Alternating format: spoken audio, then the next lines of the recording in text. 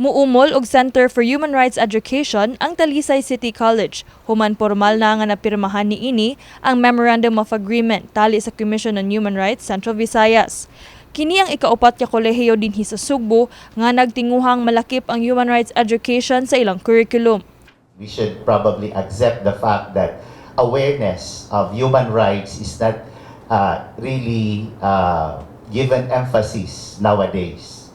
So that is why we are very happy and we are inspired now that finally we have this kind of collaboration so that this can be embedded, this can be part of the curriculum.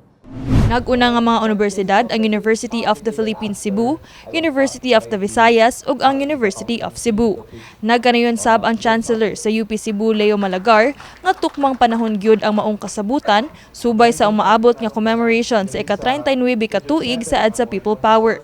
Timing kaayo nga naatay Center for Human Rights Education karong adlawa kay next week we will celebrate sa atong anniversary, 39th anniversary sa EDSA People Power Revolution, no? Importante kay na siya kay during that time mo na naka-stop, nakapahunong sa katong mga human rights abuses, dito nahunong ang dictatorship because of the EDSA People Power Revolution.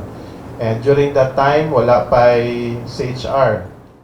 Giklaro sa Commission on Human Rights nga gawas nga mas mapalapdan ang pag-edukar sa komunidad kalabot sa atong tawhanong katungod usasab kini ka pamaagi aron mas mapauswag ang research o extension work sa CHR.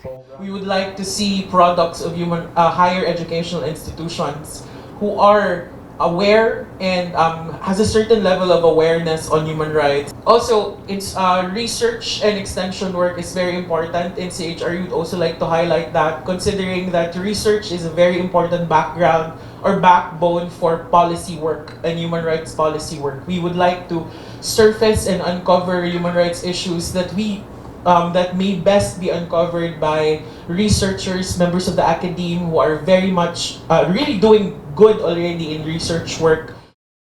Mipadayag sab og suporta sa maong kalambuan ang Vice Mayor sa Dakbayan sa Talisay. The city of Talisay is very committed to promote respect and understanding in our city, especially now with the social media.